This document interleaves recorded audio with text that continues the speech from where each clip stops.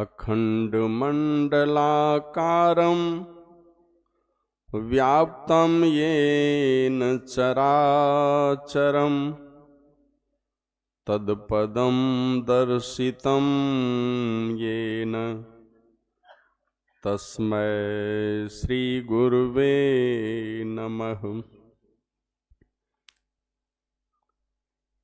अज्ञानतिमिरान्धस्य ज्ञानाञ्जनशलाकया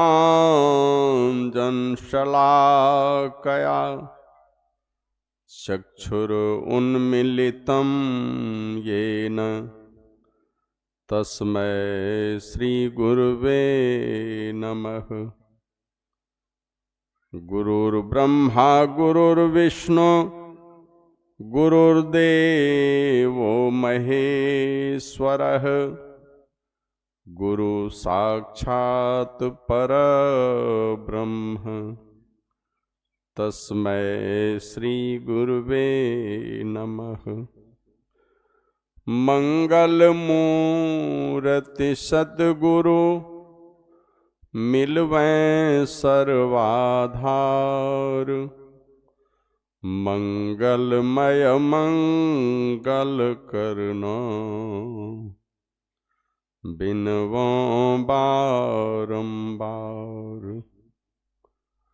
ज्ञान उदधि अरु ज्ञान घन सद्गुरु शंकर रूप नमो नमो बहुबार ही सकल सुपूजन भूप। श्री सद्गुरु महाराज की जय।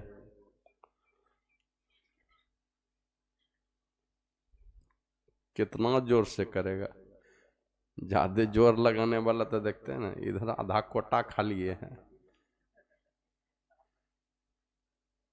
लगन बाबू यहाँ वैरायटी बदलना होगा।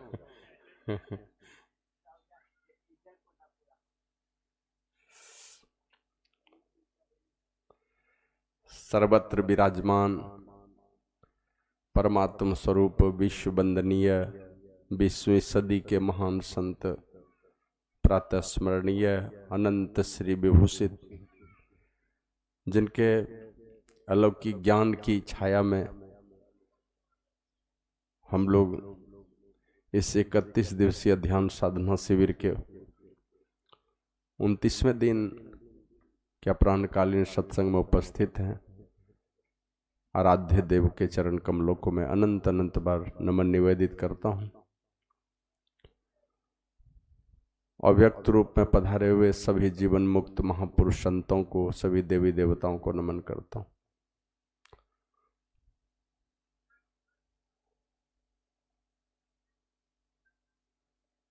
मेरे जीवन के प्रेरणा स्रोत, जिन्होंने बहुत मान अपमान सह करके गुरु प्रभु के चरण का दास बनकर दुनिया के लोगों को गली गली में घूम घूम करके गरीब अमीर छोटे से छोटे लोगों के अंदर में स्वाभिमान जगाने का काम किया। गरीब गरीब घर में जाकर के जिस जाति के लोगों को संसार में माने कम लोग पूछना चाहते हैं, अपने स्वयं ऊंची जाति में जिनके शरीर का जन्म हुआ, तो छोटे छोटे लोगों के घर में जाकर के स्वाभिमान को जगाने का काम किया। निरुत्साही के मन में है ना, प्रमादी मन में उत्साह भरने का काम किया, भक्ति की भावना भर दी। और उसी क्रम में एक घटना मुझे याद आ गई। इसी क्षेत्र में एक सत्संगी हैं, अभी जीवित हैं, सन्यासी वेश में हैं। वो हैं स्वामी सहदेव दास जी। ये सरवा के रहने वाले हैं। गोड्डा जिला संत मत सत्संग समिति के वो कोषाध्यक्ष भी वर्षों रहे हैं। बहुत सज्जन लोग। मिर्जाचक दहिया में पूज्य बाबा साहिब स्वामी जी महाराज का शुभागमन हुआ। पहले तो वहां एक अजीब घटना घटी कि इस गांव के लोग और लोग कह रहे थे बाबा मेरे घर में रहेंगे, और उस गांव का भी एक सत्संगी महादेव दास जी, वो गरीब आदमी, और वो बोले कि नहीं 2500 रुपया और 2.5 कुंटल चावल हम देंगे चंदा पूज्य बाबा के प्रोग्राम में। बाबा दे भी दिए। आपस में तर्क वितर्क चलने लगा। गांव के और पैसे वाले लोग कहते थे मेरे यहाँ रहेंगे। सहदेव दास, ये वो महादेव दास जो है, तो उनको लगा पता नहीं बाबा कहाँ रहेंगे, इच्छा उनकी भी थी। तो जब ये मामला गया पूज्य बाबा के पास, तो वहां से स्वामी सोमानंद बाबा को भेजे, जाके देख के आओ महादेव दास का घर कैसा है। और उनके यहाँ आए तो बोले जाके बता हुजूर, फूस की झोपड़ी है और एक चौकी के अलावा बाहर में एक छोटा सा बरामदा, इसमें 4-5 लोग रह सकता है, मतलब किसी तरह सो सकता है 4-5 आदमी बरामदे पर। एक छोटा सा कमरा है, वही है। तो बाबा वहां से खबर भेजे कि हम उसी महादेव दास के यहाँ ही रहेंगे।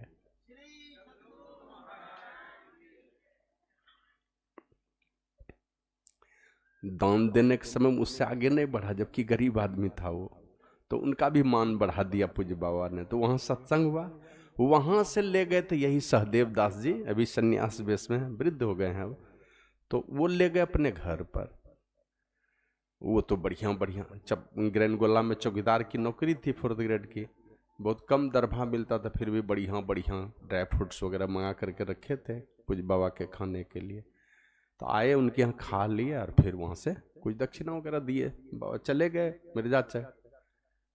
पीछे से उनके साथ में पूज्य बाबा को देखने के लिए बहुत लोग, अगल बगल के लोग आए थे, तो सबको कागज के प्लेट में वही ड्राई फ्रूट्स वगैरह सबको दिया, सब लोग ले लिए।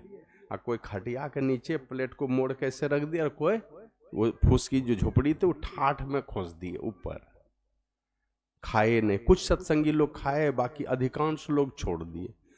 वो सहदेव दास जी गमछा, सब बाबा के विदा होने के बाद गमछा में सब प्लेट को समेटा लेके चले गए मिर्जाचक दहिया, और पूज्य बाबा के चरणों में रख दिए और फुट फुट के रोने लगे। तो बाबा पूछते हैं क्यों रोते हैं? कहा हुजूर, हमको मेरे घर में जो लोग गए ना, कोई नहीं खाए। तो क्यों? सच सच बता दिए। हम चमार जाति में जन्म लिए।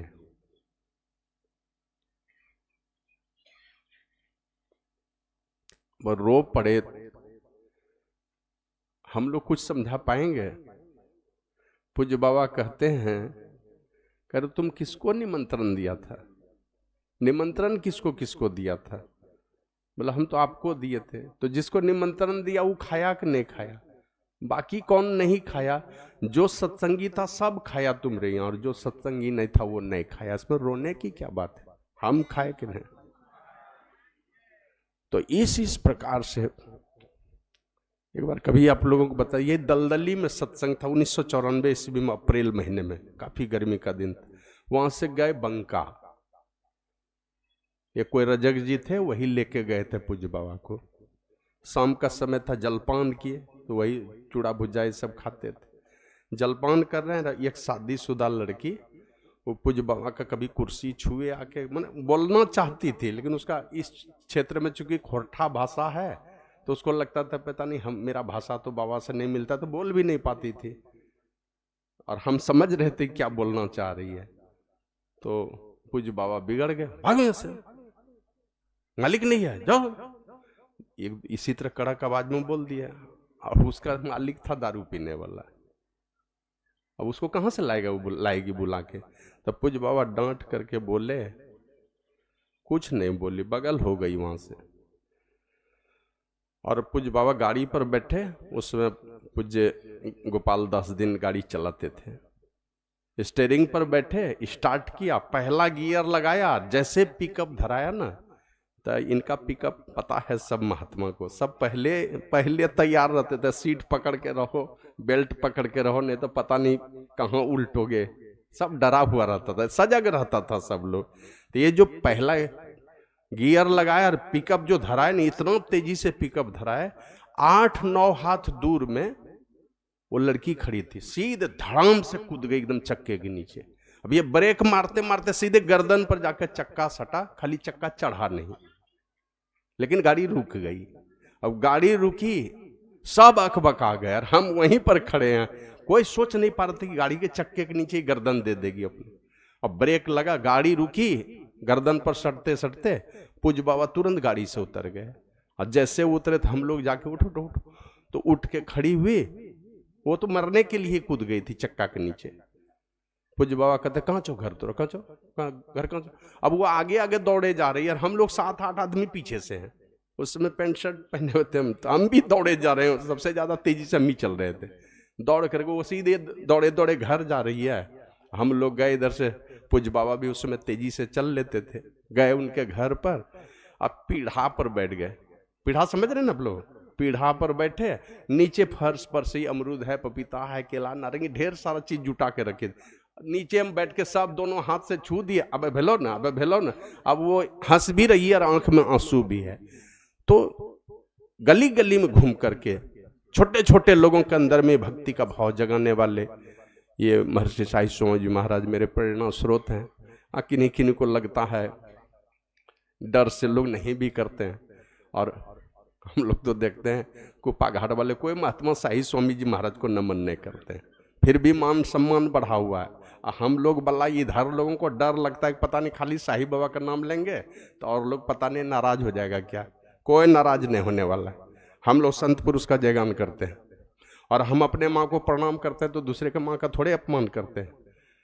तो मेरे जीवन के प्रेरणा स्रोत महर्षि साई स्वामी जी महाराज को मैं नमन करता हूँ, और इस सत्संग में उपस्थित सभी पूज्य महात्माओं को, स्वामी संतानंद जी महाराज, स्वामी अनवल बाबा, ब्रह्मचारी शंभू बाबा, और शंभू बाबा के विषय में कम से कम जो महात्मा है ना थोड़ा जानकारी रख करके जिस क्षेत्र में रहते हैं वो बताना चाहिए, जो जहाँ रहते हैं। जैसे पूजन मोल बाबा हैं, इटवा है भागलपुर जिले में, सनौला के आगे वहाँ रहते हैं। शंभू बाबा पीरपैती के बगल में जो ओलापुर कहते हैं ना, बंसी बाबा की तपोभूमि वहीं है। बड़े साधनशील महात्मा हुए, गुरु महाराज के समकालीन हुए, तो उन्हीं के तपोभूमि पर अब इनका निवास है ओलापुर में। तो इन सभी महात्माओं को नमन करता हूँ, सभी साधक साधिकाओं, सत्संग प्रेमी सदात्माओं, भक्तिमती माताओं, धर्मशिला देवी स्वरूपा, सती साध्वी बहनों, सभी जवान दोस्तों, छोटे छोटे बच्चों, सब लोगों को नमन करता हूँ, और निवेदन करता हूँ सब लोगों से उच्च स्वर में गुरु प्रभु की का जयकारा लगाएं। श्री सद्गुरु महाराज की जय। बहुत सारी बातों की चर्चा रामचरितमानस के माध्यम से हम लोग सुने, विश्लेषण भी सुने। दोनों सरल हृदय वाले महात्मा ब्रह्मचारी शंभू बाबा और स्वामी अनुल बाबा से सब बात को, जितना पाठ होता है सबको समझाना तो संभव नहीं है, समय भी का अभाव भी रहता है, और सब महात्माओं से थोड़ा थोड़ा सुनना भी जरूरी है। जो बात मेरे समझ में आए, जो खास तौर पर होशियार आदमी कौन, बुद्धिमान चतुर प्राणी कौन है ना। गोस्वामी जी एक पद में लिखते हैं, ते नर नरक रूप जीवत जग, भव भंजन पद विमुख भागी, निशिवासर रुचि पाप असुचि मन, खलमति मलिन निगम पथ त्यागी, नहीं सत्संग भजन नहीं हरि को, श्रवण न राम कथा अनुरागी, असुत वित दार भवन ममता निशि सोवत अति न कबहु मति जागी। और अंत में कहते हैं तुलसीदास हरिनाम सुधा तजी। तुलसीदास जी महाराज कहते हैं हरिनाम रूपी अमृत को तज करके, सुकर तुलसीदास हरिनाम सुधा तजी, सठ हठ पियत विषय विष मांगी। हट करके, जिद करके विषय रूपी विष का पान करते हैं। तुलसीदास जी महाराज कहते हैं वे सठ हैं, वे मूर्ख हैं। हरिनाम रूपी अमृत को तज करके और जिद करके, हट करके, ढिठाई करके विषय रूपी विष का पान करते हैं, उनको सठ कहा। और ऐसे सठ की गति क्या होती है, उसका आना इस संसार में किस लिए होता है, तो कहते हैं सुकर स्वाम श्रृगाल सरिसजन, जन्मत जगत जननी दुख लागी। सुअर के समान, कुत्ते के समान और सियार के समान इस संसार में उसका जन्म लेना मां को प्रसव का दुख देने के लिए होता है। सुअर का जन्म लेना क्या करने आता है इस दुनिया में, कुत्ता इस संसार में आता क्या करने के लिए आता है, और सियार क्या करने के लिए आता है इस दुनिया में? तो मां का केवल प्रसव का दुख देने के लिए आता है। वो मनुष्य भी उसी तरह जो जिस पर आया इस संसार में और हरि नाम रूपी अमृत का परित्याग करके विषय रूपी विष का पान करते हैं, वो भी जिद करके करते हैं, लड़ करके करते हैं, ढिठाई करके करते हैं। इसको गोस्वामी जी सठ कहते हैं, मूर्ख कहते हैं। तो फिर चतुर किसको कहते हैं? चतुर वही गोस्वामी जी कहते हैं, मस्कई करई विरंची प्रभु अजय मसकते हीन, और अस विचारी तजी संशय राम में ही भजई प्रवीण। जो राम का भजन करते हैं, परमात्मा का भजन करते हैं, वे चतुर हैं, वे प्रवीण हैं। वही असल में बुद्धिमान चतुर प्राणी है जो परमात्मा का भजन करते हैं। तो हमारी चतुराई इसी में है। बहुत सारी अनहोनी बातों की चर्चा अभी काकभूषुंडी जी और गरुड़ जी के संवाद में सुने, आपस में चर्चा हो रही है। सबसे पहले तो देवाधिदेव महादेव का नाम लिए।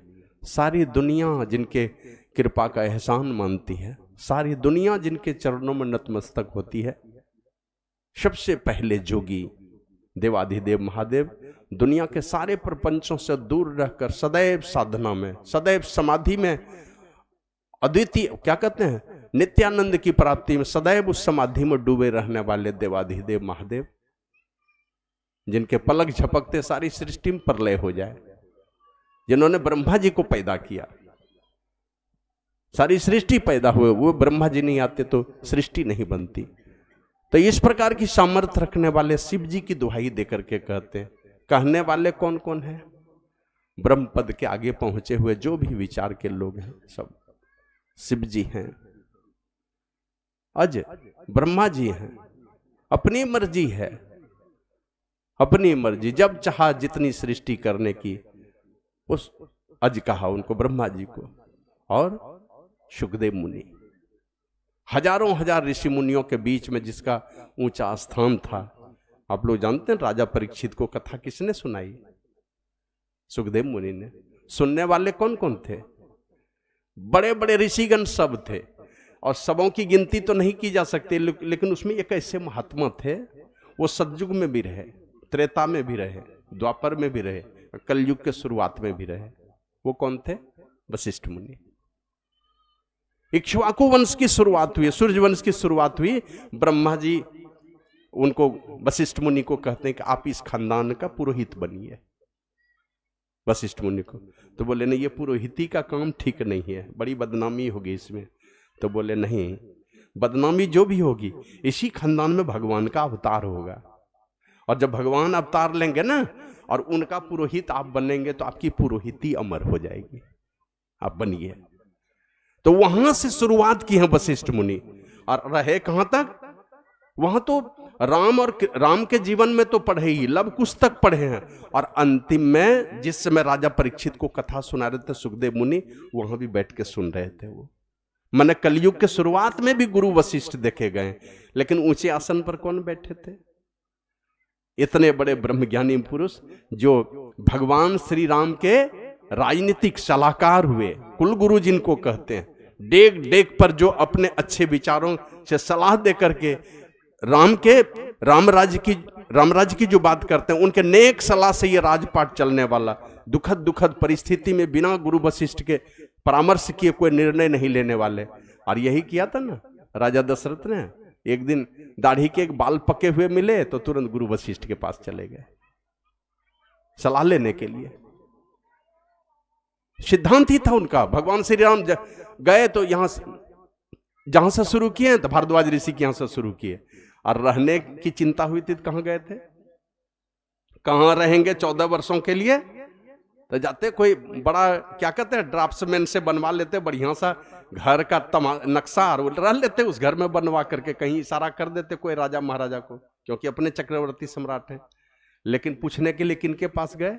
जिनके पास खुद का अपना घर नहीं था, जिनके अपनी लगोटी फटी हुई थी, उनसे राम जी गए पूछने के लिए कि मैं 14 वर्षों के लिए कहां रहूं।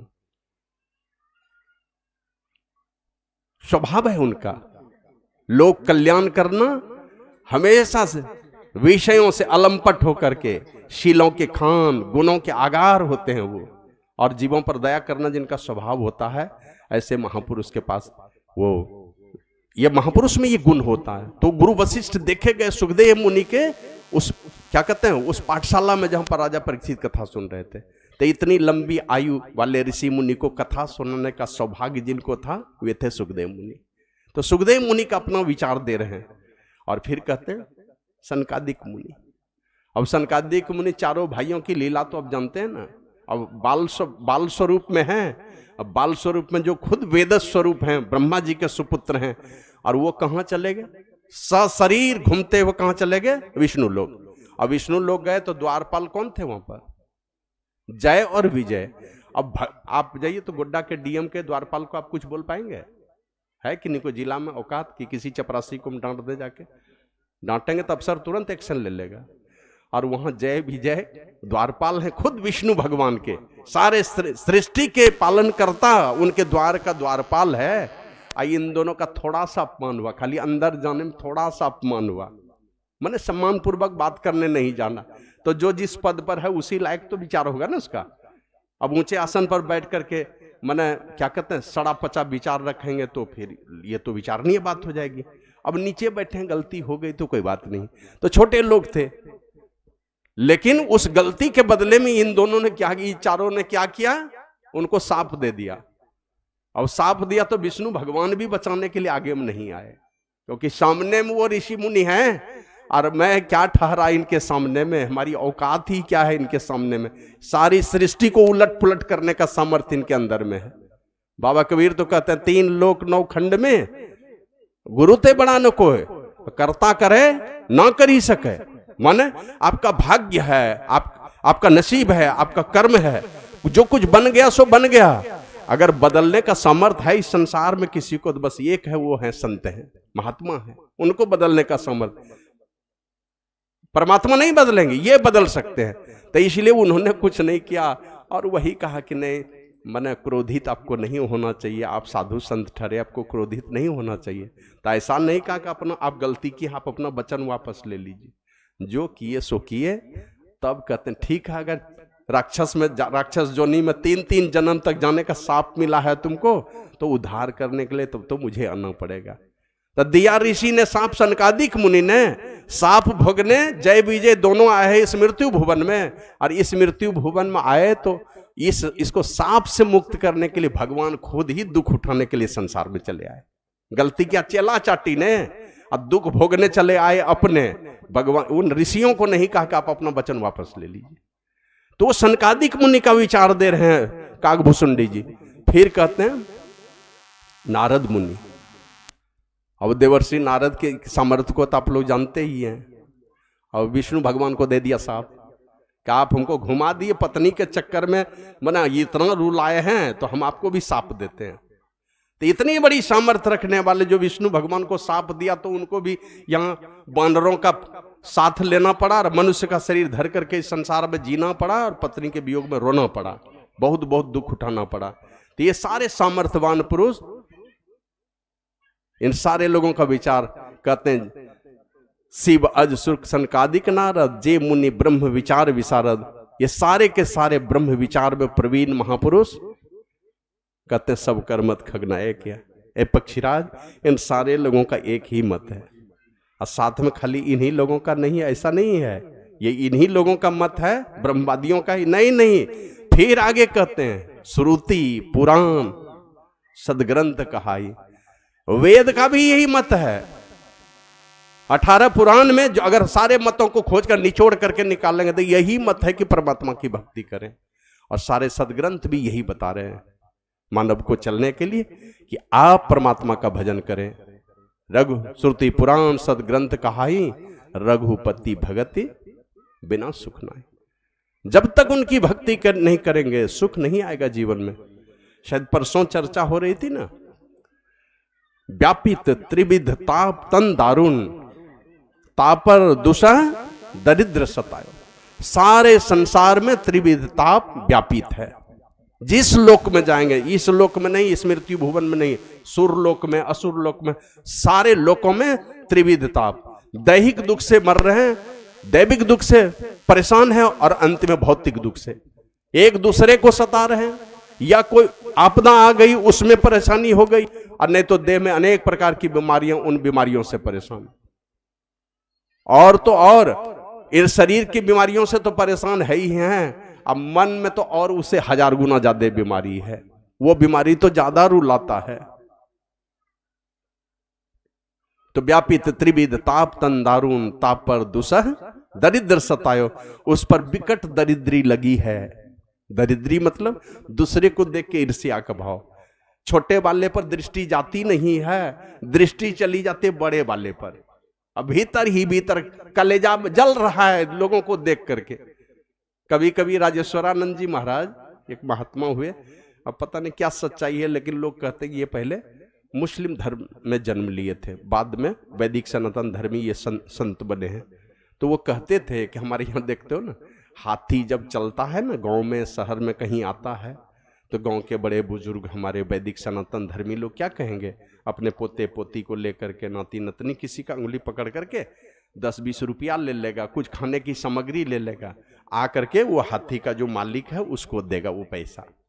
अब बच्चे के हाथ से फल खिलाएगा हाथी को, और अपने बच्चे को कहेगा बेटा प्रणाम करो, ये गणेश भगवान है। तो ये बच्चा प्रणाम कर रहा है, सैकड़ों लोग, हजारों लोग प्रणाम कर रहा है, लेकिन कहा लेकिन उसके उलट देखिएगा, थोड़ा उल्टा करके देखिए, शहर के सारे कुत्ते हाथी के पीछे पड़े हुए हैं, सब भौं भौं कर रहे हैं पीछे पीछे। जब तक शहर से निकल के नहीं चला जाएगा सब भौंकता रहेगा। हम लोग भी जल रहे हैं उसी तरह, ईर्ष्या में जल रहे हैं। अब कुत्तों से, वही कहते थे वो राजेश्वरानंद जी कि उन कुत्तों से जाके पूछिए भाई तुम भौंक रहे हो, क्या बात है, हाथी ने मारा है तुमको? तो नहीं। तो डांटा है कभी नहीं, कभी गुस्सा किया है, या तुम्हारा कुछ खाना छीन करके खा गया? तो नहीं नहीं वो सब बात नहीं। तो काहे भौंकते हो? अब काहे भौंकता है तो पूछ लीजिए। कहा कि उतने लोग हाथ जोड़ करके काहे खड़ा है उसके आगे में, इसीलिए भौंकते हैं। कौन कहता उतने लोगों का आगे में प्रणाम करने के लिए? और कुत्तों को दम भी नहीं है, आगे जाएगा, वो पीछे से भौंकेगा, हाथी के आगे नहीं जाएगा। तो पता है सूंड में लपेटेगा, उठा पटक देगा, कहां चले जाएंगे पता नहीं। तो इसी तरह व्यापित त्रिविध ताप तन दारुण, तापर दुषा दरिद्र सताए, ये दरिद्री सता रही है। दरिद्री का मतलब जान रहे ना, लाचारी। लाचारी का मतलब गरीबी नहीं होता है, ये गरीबी से बढ़ करके वो गरीबी है जब बड़े लोगों की संपत्ति को देख करके भीतर ही भीतर जलते हैं, ये सबसे बड़ी गरीबी है। तो गोस्वामी जी कहते हैं व्यापित त्रिविध ताप तन दारुण, ताप पर दुषा दरिद्र सतायो। और ये तीनों त्रिविध ताप को और ये दरिद्री को खत्म करने का एक ही उपाय है, वो परमात्मा के शरण में चले जाएं, हमारी दरिद्री मिट जाएगी, है ना। किसी का क्या कहते हैं, मन में न कहीं कुछ विशेष प्राप्त हो गया था, गदगद नहीं, हर्ष भी नहीं, विषाद भी नहीं होगा, कम होने से विषाद भी नहीं होगा। तो कहते हैं परमात्मा के धाम से निश्रित उस नाम रूपी धन के छत्र छाया में नहीं गया, उस नाम को पकड़ा नहीं। जो नाम उस नामी परमात्मा से मिलाता है वो नाम सूर तरु है, उसको पकड़ेंगे तो जो चीज चाहेंगे, कल्प तरु है वो। बैठिए उधर, ये इधर मत आइए। श्री सद्गुरु महाराज की जय। तो उस कल्पतरु की छत्र छाया में नहीं गए, उस ना परमात्मा के नाम रूपी कल्पतरु के छत्र छाया में नहीं गए, और विषय बबूर बाग मन लायो, विषय की वाटिका में, विषय रूपी बबूर की वाटिका में घूमते रहे। तो विषय बबूर की वाटिका में घूमेंगे तो पैर में कांटे तो चुभेंगे ही चुभेंगे। तो वही कहते होशियार कौन, वह सुना करके कहते हैं ये श्रुति पुराण सदग्रंथ कहाई, रघुपति भगति बिना सुख नाई। जब तक परमात्मा की भक्ति नहीं करेंगे तब तक सुख नहीं है। मतलब अगर थोड़ी भी सुख में कमी है, जीवन में कहीं से भी दुख की चिंगारी उठ रही है, कहीं हम दुखी हैं किसी दुख से, उसका और कोई कारण नहीं है। लोग कहते इसने दुख दिया, उसने दुख दिया, उसने दुख दिया। अरे गाड़ी पर बैठे हैं, हंसी मजाक की बातें हैं, लेकिन थोड़ा विचार नहीं है। गाड़ी पर हम लोग बस गाड़ी में बैठते हैं, अब पीछे में टिकट ले लिए हैं, अब कहिए गाड़ी मालिक को कहिए कि ड्राइवर को कहिए कि भाई पीछे ये इतना उछलता क्यों है पीछे? तो बैठने कौन कहता पीछे वाली सीट पर? ड्राइवर से दूर में बैठेंगे तो जंप तो होगा ना, ज्यादा जर्क होगा। उसी प्रकार परमात्मा ड्राइवर के निकट बैठ जाए तो जीवन में जर्क कम हो जाता है। अब पीछे वाले सीट में जाकर के बैठ जाएंगे कि एकांत में बैठे हैं, या चक्का जहां पर है वहां वाला सीट पर बैठ जाएंगे तो यहां से हम लोग कई बार देखे, रांची गए हैं, चक्के के ऊपर वाला सीट दे दिया, अब पूरा रात यहां से उछल कूद करते हो गए, कहीं नींद नहीं आई। तो इसलिए कहते हैं गोस्वामी जी, अगर जीवन में कहीं दुख के आसार दिखलाई पड़ते हैं तो उसका एक ही काम, एक ही बात है, हम परमात्मा की भक्ति से दूर हैं, थोड़ा और निकट हो जाइए।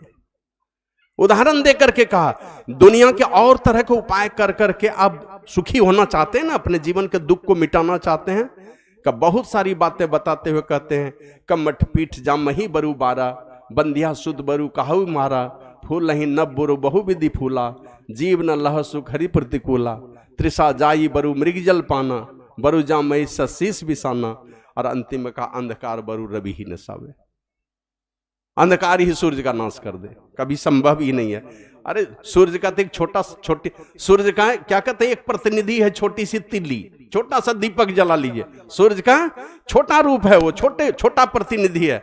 वो छोटा प्रतिनिधि के सामने पे तो अंधियाला टिकता नहीं है, छोटा सा दिया जला दिया, अंधियारा भाग जाएगा तुरंत, तो सूर्य को क्या मिटा सकेगा अंधकार।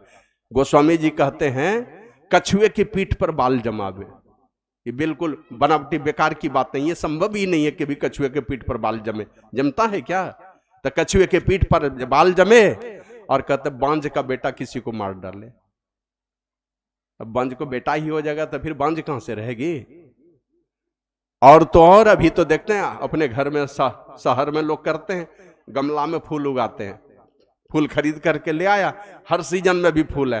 पहले तो गेंदा फूल अपने समय पर होता था, अभी तो देखते हैं हर सीजन में फूल मिलेगा, गमला में लगाया, और ऐसा फूल है कि घर के अंदर भी लगा लेता है, तो घर के अंदर फूल सकता है, लेकिन कहता हो सकता आसमान में फूल फूल जाए। कमठ पीठ जामही बरु आरा, बंध्या सुध बरु काहु मारा, फूल ही नभ बरु बहु विधि फूला, बहुत प्रकार का फूल आसमान में फूल जाए। ये सब अनहोनी बातें हो जाए तो हो जाए, मतलब दुनिया में नाक रगड़ रगड़ करके ये सब काम कर लीजिए, किसी तरह कर लीजिए, कोई नया कानून पास हो जाए परमात्मा की, ये सब हो जाए तो हो जाए, लेकिन ये वाला काम नहीं हो सकता है कि हम राम से विमुख रहेंगे और सुख पालेंगे। तड़पेंगे, ठोकर खाएंगे, आकर के आए बाबा हमारे घर में ये बात, कभी ख्याल पड़ता है, फुर्सत मिलती है। एक एक आदमी है यहाँ, खाने देते तो खाना नहीं चाहता, नहीं खाएंगे तो नींद आएगी, खाना नहीं चाहता, यहाँ रह करके भूखा रहना चाहता है, खाएंगे तो नींद नहीं आएगी। और छोटी छोटी बातों पर यहाँ पर विवाद हो जाता है, छोटे छोटे बातों कुछ कमी बेसी हो गई तो हो गई, कौन यहाँ बैठ करके ध्यान कर लीजिए, सत्संग कर लीजिए, ये वाला लाभ ले लीजिएगा तो जन्मों जन्मों जब तक ये सृष्टि रहेगी दुख के थपेड़े कम खाएंगे। बनाइए थोड़ी पूंजी, दुख के थपेड़े से मिटना चाहते हो, परमात्मा की भक्ति करनी होगी। उदाहरण देके फिर कहते हैं, तृषा जायु बरु मृग जल पाना, मृग तृष्णा का जल पीने से प्यास दूर हो जावे। होता है कभी क्या, गर्मी के दिनों में लू चलती है, अब देखिए दूर में पानी दिखलाई पड़ता है, जहां दिखलाई पड़ता है वहां जाके देखिए एक बार क्या है वहां पर, तो पता चलेगा कुछ नहीं है, उलट के दूसरे जगह पानी दिखलाई पड़ेगा, मतलब प्यासे मर जाएंगे। हिरन इसी तरह बेतहसा दौड़ लगाते लगाते इसी तरह मर जाता है। गुरु महाराज लिखे हैं, संस्कृति संताप से कांप रहे, भव भौर भ्रमत जीव हाँप रहे। हम लोग इसी प्रकार संसार रूपी भ्रमर में, ये जीवात्मा, ये हिरन, जीवात्मा रूपी हिरन इसी तरह दौड़ता रहता है, इस देखता है उस लू को और दौड़ता है प्यास बुझाने के लिए, और वहां जाता है तो दूसरी दिशा में देखता है, फिर उसी तरह पानी ही पानी दिखलाई पड़ता है, लेकिन प्यास नहीं बुझती। तो तृषा जाइए बरु मृग जल पाना, अब बरु जामही शशीस विषाना, का खरे के माथे पर सिंह हो जावे, होगा क्या। ये सब बनावटी बातें, ये सब अनहोनी बातें कभी होने वाली नहीं है। कागभूषुंडी जी कहते हैं ये भी हो जाए तो हो जाए, और अंतिम का अंधकार बरु रवि ही न सावे। और एक बात, हिमते प्रगट अनल बरु होई, ओले और पाले से अग्नि प्रगट हो जाए, जबकि उससे यह संभव नहीं है। ओला और पाला तो इतना ठंडा तक सारे फसल को बर्बाद करता है, मनुष्य का जीना दुभर कर देता अगर ओला पाला बरसने लगे तो। कहते हैं वो भी हिमते प्रगट अनल बरु होई, उस ओले और पाले से ही अग्नि प्रगट हो जावे। विमुख राम सुख पावन कोई, आप राम से विमुख रहेंगे सुख पाएंगे, यह संभव नहीं है। मतलब जीवन में दुखी हैं, राम से विमुखता हो गई, दूर चले गए, इसीलिए हम लोग दूर जन हो गए। निकटता प्राप्त कीजिए, और यही निकटता प्राप्त करने के लिए फिर कहते कहते और ये कड़वी बातें कहते हैं, ये कटल सिद्धांत कहते हैं, बारी मथे घृत होए बरु सिकता ते बरु तेल। जतन कर लीजिए, हो सकता है भगवान आप पर कृपा करे, बालू को पेरने से तेल ही निकाल लीजिए, कोई मशीन दे दे। ऐसा वैज्ञानिक लोग आया है दुनिया में कि बालू से ही तेल निकलने लगे। भूसा से तो निकलता है, धान के भूसा से तेल निकलता है, ये सब सुने। मक्का पहले सुनते थे पूज बाबा मक्के का तेल खाते हैं, तो सुन के हंसी आती थी, मकई में कहां से तेल होगा। लेकिन बाद में पता चला कि नहीं, उससे भी तेल निकलता है। चावल का तेल होता है, धान के भूसा से तेल निकलता है, धान के भूसा से तेल निकलता है। तो क्या वो भी हो जाए तो हो जाए, बालू से भी निकल जाए तेल। अब पानी को ही मत करके कोई कोई साधु संत देवरहा बाबा के विषय में कभी कभी कहते हैं कि नहीं, पानी को ही घी बना देते थे, जितना घी है ले जाना है ले जाओ। कोई ऐसे चमत्कार कर दे तो कर दे। कहते हैं कि पानी को मथने से ही घी हो जाए तो हो जाए। ये सब कर लो, मन सब असंभव बातों को संभव बना लो, लेकिन राम परमात्मा से विमुख रहोगे, राम की भक्ति नहीं करोगे। परिणाम भी गोस्वामी जी बता दिए हैं। कहते हैं कि अगर नहीं करोगे तो कहते हैं पर भव भंजन करने वाले के से दूर रहोगे, विमुख रहोगे। तो कहते हैं ते नर नरक रूप जीवत जग भव भंजन पद विमुख भावी। जो भव भंजन करने वाले हैं, संसार के दुखों का नाश करने वाले परमात्मा या संत रूप में कोई भी हैं, उनसे अगर दूर रहोगे तो कहते निशी वासर रुचि पाप, दिन रात तुम्हारी रुचि किस में हो जाएगी। जैसे एक दिन बताया ना, खूब बढ़िया बढ़िया एकदम पतंजलि से ये दलिया ला करके रात में सिद्ध कीजिए और सुअर को दे दीजिए खाने के लिए, और अपने वाले कमरे में पलंग पर दे दीजिए, इसी कमरे में सोने। सवेरे दरवाजा खोलिए तो कहां जाएगा सुअर, सबको पता है। किसी मंदिर मस्जिद किसी चर्च में नहीं जाएगा पूजा पाठ करने के लिए। वो एक ही जगह देखा है सुअर ने, जन्मों जन्मों से देखा है, तो उसको सबसे पवित्र जगह दिखलाई पड़ता है। और दुनिया का सबसे पवित्र भोजन उसको देखा हुआ है कि क्या खाने के लिए जाना है, वो विष्ठा खाने के लिए जाएगा। तो उसी प्रकार हमारा मन भी उधर ही जाने वाला है। तो निशिवासर रुचि पाप, परमात्मा की भक्ति से जहां मन पवित्र कर्म से जहां मन को छुट्टी दिए, वो जानता है हमको कहां जिंदा रहना है। जैसे दम घुटने लगता है, लोग घर से बाहर निकलकर छत पर घूमने लगता है या बाहर पेड़ के नीचे चला जाता है, उसी तरह मन को पता है कि हम कहां पर जिंदा रहेंगे। जिंदा रहने के लिए यही 5 विषय है, उसको वहीं दौड़ लगाएगा।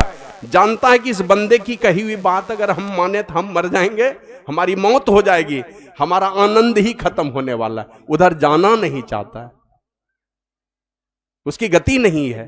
तो निशिवासर रुचि पाप, दिन रात उसकी वृत्ति कहां होगी, पाप में होगी। जो परमात्मा की भक्ति से विमुख होगा उनकी रुचि होगी पाप में, और पाप में जब रुचि हो जाएगी तो असुचि मन अपवित्र होगा। और खलमती मन होगा असुचि, पाप से भर जाएगा मन, पाप से भर जाएगा मन। और खलमती बुद्धि भी बिगड़ेगी। मन जब मन ही अपवित्र हो गया, मन बुद्धि को अपवित्र कर देगा। अब बुद्धि को क्या करेगा, खलमती पाप दुष्ट वाली बुद्धि हो जाएगी आपकी। खलमती मलिन निगम पद त्यागी, आपकी बुद्धि मलिन हो जाएगी, दुष्ट वाली बुद्धि हो जाएगी। और निगम पद त्यागी, वेद मार्ग को छोड़ करके मनमाने मार्ग पर चलना शुरू कर देगा। निगम पद त्यागी ये हो जाएगा। और सुत नहीं सत्संग भजन नहीं हरि को, श्रवण न राम कथा अनुरागी। साधु संतों की संगति से दूर हो गया, शास्त्रों के विचारों से बहुत दूर हो जाएगा मन, तो नहीं सत्संग भजन नहीं हरि को, श्रवण न राम कथा अनुरागी। ना तो राम कथा के श्रवण का संजोग बनेगा, ना ही प्रेम पैदा होगा मन में, क्योंकि मन ही अपवित्र हो गया है, बुद्धि मलिनता से भरी हुई है, पाप वृत्ति से भर गया मन।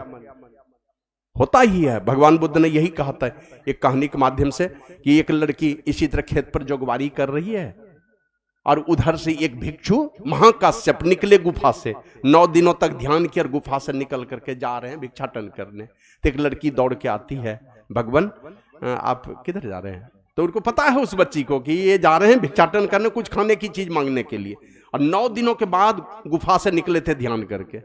तो वो लड़की बोली महाराज मेरे पास थोड़ा सा चबेना है, ले लीजिए।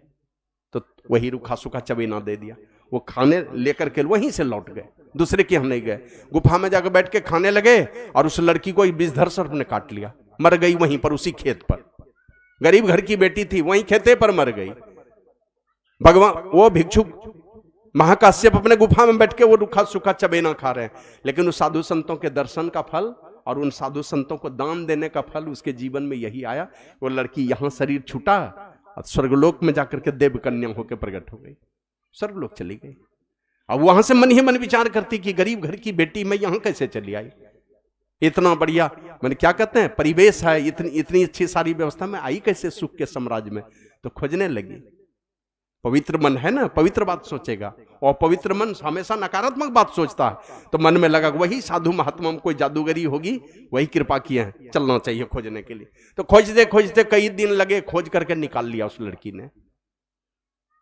एक गुफा में लिखा है धम्मपद में पिपली गुफा, पिपली गुफा का खोज किया और उस गुफा में जाके देख लिया कि इसी में बैठ के वो बाबा जी ध्यान करते हैं, भिक्षु महाकाश्यप। बस एक दिन निकले वो, ये लड़की धीरे से घुसी, देखी बहुत गंदगी पसरी है, बस झाड़ू बहाड़ू लगा करके निकल गई वो।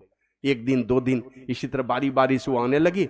और एक दिन ऐसा हुआ कि उस महात्मा ने देखा कि भाई कौन है, मैंने तो कभी सफाई की नहीं अपने गुफा की, ये सफाई करता कौन है। तो एक दिन ताक लगा के बैठे थे, वो लड़की मिल गई, वहीं गुफा में ही थे। इधर से जैसी वो लड़की प्रवेश करती है तो पूछते कौन, तो कहती भगवान, दूर से ही प्रणाम करके कहती भगवान मैं वही कन्या हूं जिसने आपको खेत पर थोड़ा सा रूखा सूखा चबेना दिया था खाने के लिए। भगवान आप तो चले आए, मुझे एक विषधर सर्प ने काट लिया, लेकिन आपके दर्शन का यही फल हुआ, आपकी कृपा का यही परिणाम है कि मेरा जन्म हुआ है स्वर्गलोक में। मैं देव कन्या हूं, वहां से आती हूं थोड़ा कर्ज चुकाने के लिए। इतने बड़े महापुरुष ने कृपा किए तो थोड़ा कर्ज चुकाना चाहिए, थोड़ी सेवा करनी चाहिए। और पूज्य बाबा के भजन में गाते भी हैं, सेवा से सद्गुण हैं आते।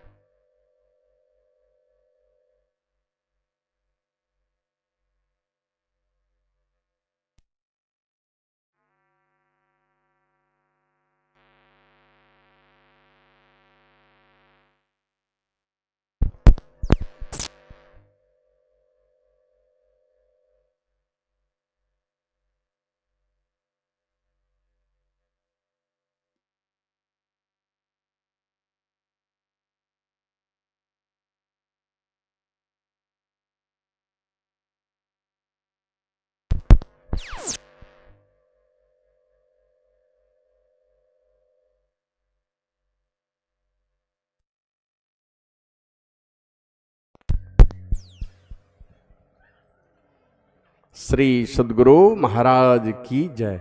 सेवा से सद्गुण हैं आते, जिससे जीवन सुखमय होता, जिसमें है सेवा भाव नहीं साही सुख चैन कहां होगा। का सेवा किसको कहते हैं?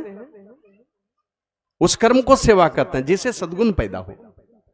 सेवा से सद्गुण आ नहीं जाते हैं, उस कर्म को सेवा कहते हैं जो अंदर में सद्गुण पैदा करे। को उल्टी पुल्टे भाव, उल्टे पुल्टे भाव में, उल्टे पुल्टे स्वार्थ में तो संसार के लोग सेवा करते हैं, लेकिन कुछ ऐसा काम है जिससे हमारे अंदर में सद्गुण आता है, अभिमान चूर होता है, काम क्रोध ईर्ष्या द्वेष ये सब चूर होता है, उस कर्म को सेवा कहते हैं।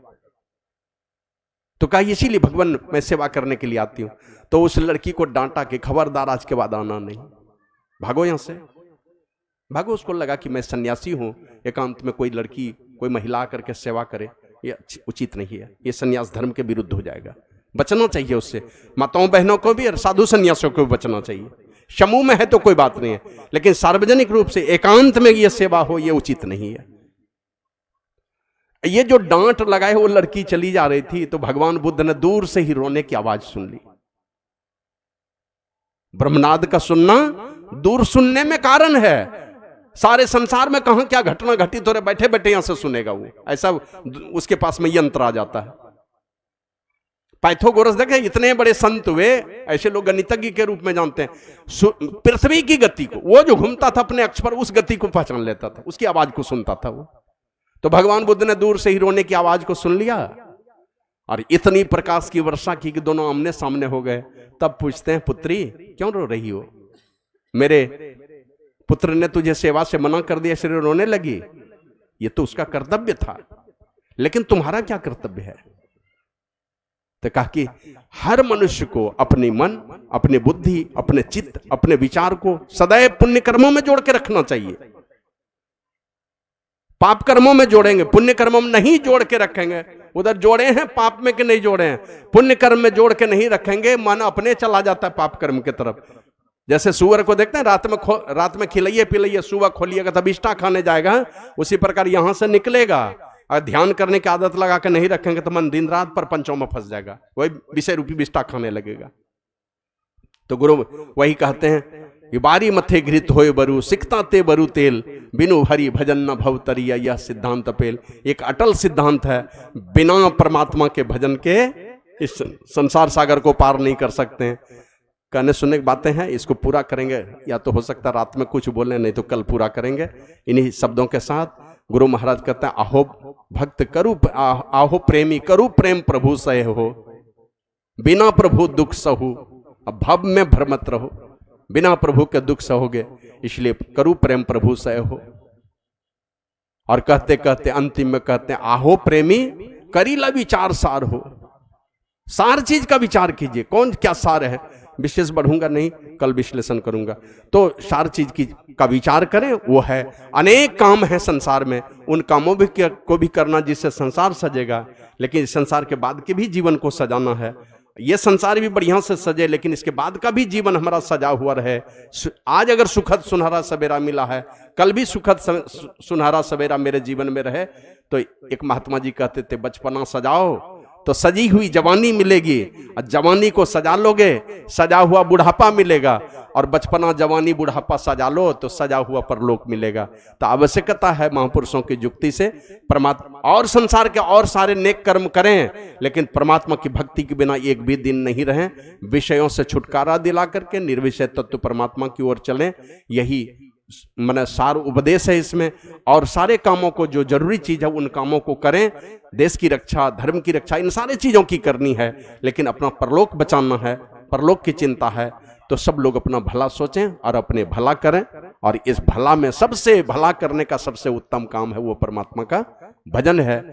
100 काम छोड़ करके आप नहाते हैं, क्या कहते हैं, शौच जाते हैं 1000 काम छोड़ करके, लघु शंका जाते हैं 1000 काम छोड़ करके, लाखों काम छूटे सत्संग भजन करने के लिए। यही आप लोगों की सेवा में सुनाया। बोलिए प्रेम से श्री सद्गुरु महाराज की जय। आज जिनका भंडारा था उनके यहाँ से कोई आए हैं क्या? शिवचरण मिर्धा जी जो पहले हमारे यहाँ के ग्रामीण पुलिस थे, चौकीदार थे, अभी उनका बेटा है, आई है क्या? वो बेटी का क्या नाम है? फूल कुमारी, पुतुल कुमार, हाँ पुतुल कुमारी झारखंड पुलिस में है, अभी जामताड़ा जिले में, जामताड़ा जिला पुल में है। तो ये एक बड़ी प्रेरणा देगा आज उनके तरफ से भंडारा। और हमको लगता है इस क्षेत्र में एक तो गणेश तुरी हुए दुर्गापुर में, जो मेरे खास थे, ऐसे उम्र में बहुत बड़े थे हमसे, लेकिन हमको गुरु महाराज कहते थे। और वो संस्कार इस बेटी में भी आया है। अब वो जो है आते थे सत्संग के दिन, 50 कुंटल चावल लेके आते थे सत्संग के दिन। 20-21 अप्रैल को करते थे ना, 1 ट्रैक्टर चावल लेके आते थे यहाँ पर सत्संग के दिन, गिरा देते, कहते थे खाने दीजिए, मेरा वाला चावल खाएगा। तो हम कहे कि ये चावल अगर पहले दे देते, हम ना काहे ढूंढते दूसरे के यहाँ, काहे जाते भीख मांगने के लिए। तो कहता गुरु महाराज पहले दे देंगे तो आप मेहनत नहीं कीजिएगा, अब मेरा वाला खिला दीजिए और अपना वाला जो जुटाए वो बेच करके आश्रम में लगा दीजिएगा। गुरु महाराज के जयंती में 10 कुंटल चावल ला के गिरा देता था। तो है बाढ़े पूत पिता के धर्म में, पूर्वज का अच्छे लोग अगर कोई हैं तो वो संस्कार तो अपने बच्चों के माध्यम से ही ना आता है। तो बड़ा ही माने जिस दिन भंडारा गच्छी थी उस दिन बड़ी खुश हुए हम कि चलो यहाँ इस क्षेत्र के लोगों को एक नई प्रेरणा, ये दान जो है ना, एक नई प्रेरणा लोगों के अंदर में भरेगा कि हम कहाँ हैं करोड़ों करोड़ लेकर के, एक साधारण से परिवार में जन्म लेकर के बेटी जो है देखो मैंने यहाँ आकर के भंडारा कर रही है, लोगों को इससे सीख लेना चाहिए। तो बहुत बहुत साधुवाद है। पुतुल कुमारी जो मेरी पुत्री समान है और इनकी माँ तो चूंकि कुसुम घाटी की है तो हम लोगों का भाई बहन का रिश्ता पहले से ही चलता है। तो मैं बहुत बहुत आशीष देता हूँ और गुरु प्रभु से इनके लौकिक और पारलौकिक दोनों ही सुख शांति में जीवन की कामना करता हूँ। बाल बच्चे इनके अनुकूल रहें और इसी प्रकार अच्छे संस्कारों से चलें, कुल खानदान का नाम रोशन करें, परमात्मा का भक्त बने, साधु संतों की सेवा करें और लोक और परलोक दोनों को सजाएं। भला हो आपका, आपके माता पिता, आपके पति, आपके सास ससुर, आपके बच्चे, सबका भला हो। बोलिए प्रेम से श्री सद्गुरु महाराज की जय। रात्रि का भंडारा आज श्री सहदेव शाह जी का है। ये भी साधारण लोग हैं, ये नहीं है बहुत पैसे वाले। और कुल मिलाकर के यही कहिए कि 62 शाम का जो भंडारा है ना, लगता है कि 5-6 लोग ही नौकरी वाले, 6-7 लोग दिए होंगे नौकरी चाकरी वाले, सब साधारण लोग हैं इस क्षेत्र में। आप विचार भी नहीं कर सकते हैं ये साधारण आदमी आकर के इस तरह से भंडारा देता है। बराबर देते हैं ये, पहले कभी जलपान कभी कुंभ में जाकर भंडारा देते रहे। तो सहदेव शाह जी का रात में भंडारा है, आप लोगों से निवेदन है उस भंडारे में भाग लेंगे। और कल दिन का जो भंडारा, दोनों टाइम का भंडारा, श्रीमती गायत्री देवी जी, पति श्री सीताराम शाह, बोहा निवासी, दोनों टाइम का भंडारा है। लेकिन एक टाइम का भंडारा कल उनका कटौती होगा, दूसरे दिन फिर रात में देंगे। कल रात्रि का भंडारा, क्या नाम है, जयप्रकाश सिंह, आदरणीय वीरेंद्र प्रसाद सिंह जी के भाई हैं, बड़े भाई, उनके तरफ से कल रात्रि का भंडारा। अब दे भी नहीं पाएंगे, नहीं तो कल गायत्री देवी का ही दोनों टाइम का भंडारा था, बोहा निवासी हैं। तो कल दिन का है श्रीमती गायत्री देवी जी, जिनके पति श्री सीताराम शाह जी हैं, और कल रात्रि का भंडारा आदरणीय श्री जयप्रकाश सिंह जी के द्वारा है। तो आप लोग इस भंडारे में ग्रहण करें। और वो एक डरा वाली माता जी, क्या नाम है आपका, नाम बताइए। रेणु देवी, ये पीरपैंती के पास, शिवनारायणपुर के पास, ये एकडारा गांव है, वहीं की रहने वाली हैं। तो इनके तरफ से आज अभी जो है जलपान इन्हीं के तरफ से व्यवस्था, प्रसाद भी इन्हीं की तरफ से व्यवस्था है। श्री सद्गुरु महाराज की जय।